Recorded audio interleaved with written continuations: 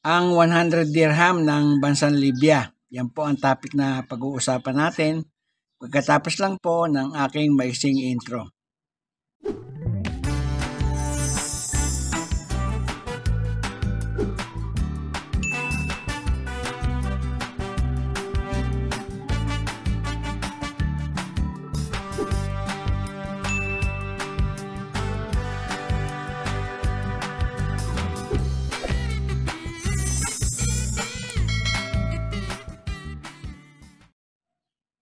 Magandang araw pong muli sa inyong lahat, lalo na sa aking mga kabarya at kapwa-kolektor.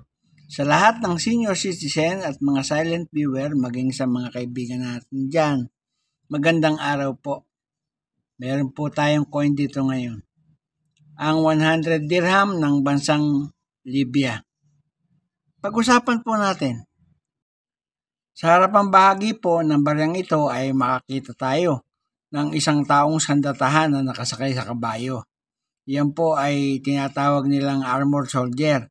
Yan po ang pangunahing tagapagtanggol ng bansang Libya. Yan. At makikita natin ang petsa ng pagkakagawa na nahahati sa pamamagitan ng sundalong sandatahan. Yan po nakalagay 1979 1399. Yan po ang petsa ng pagkakagawa. Yung pong ilalim na yan, Arabic lettering. Yan po. Ang translation po niyan ay Socialist People Libyan Arab Jamahiyya. Yan po ang ibig sabihin niyan. Sa likod ng bahagi naman ay makikita natin ang kanyang denomination. Ayan po. 100 dirhams.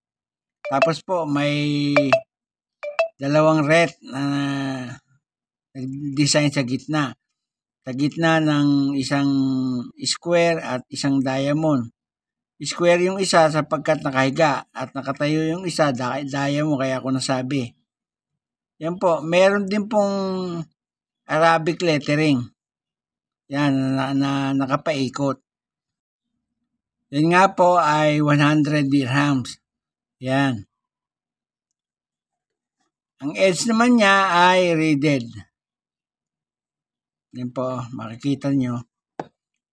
Ginawa po yan sa Royal Mint, Lantesan, United Kingdom.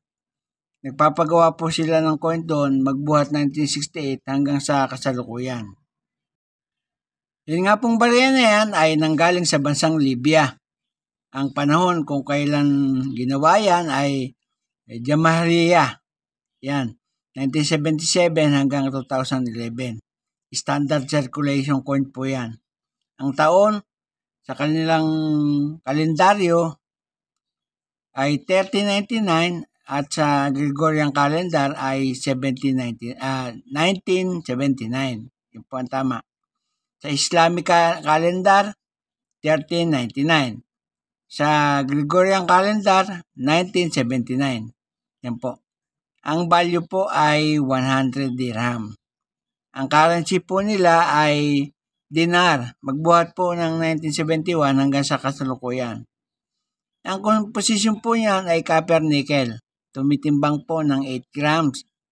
May diameter na 27 mm at kapal na 1.58 mm. Ang hubog po ay bilog. Build ang technique na ginamit at medal alignment ang orientation. Na-demonetize na po ang barya na yan pero nag-iwan ng number na N number 4460 at reference number KM number 23, school number 23. Yan po para po sa kanyang pagkakakilanlan. Dito po sa numista ay may mga presyo na po para po sa ganyang klase ng barya at sa petsang nabanggit 1399, 1979, ang very good po niyan ay 40 pesos. Ang fine 40 pesos din. Ang very fine po ay 61 at ang extra fine ay 81 pesos. Yung pong almost uncirculated 130 pesos at yung uncirculated 130 pesos din. Dito po naman sa eBay ay may dalawang presyo. Para po dyan sa barya na yan, ang isa pong presyo ay $6.50. $6.50. At yun naman pong isa na may petsang 1979. Yung pong lagpas sa petsa ng ating tinatalakay ngayon. Bagong barya po yan eh.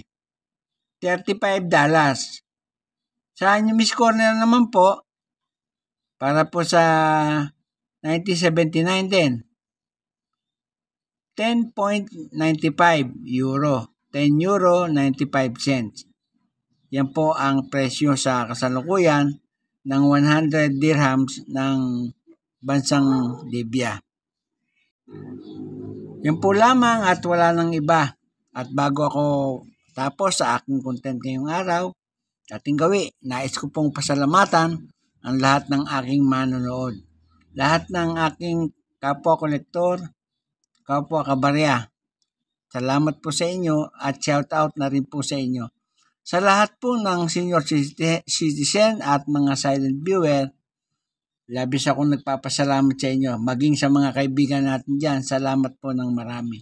Walang tigil at walang sawa po akong nagpapasalamat sa inyong lahat pagkat nandiyan kayong palagi at nakasubaybay sa aking channel. At sa huli ay masabi kong mabuhay tayong lahat.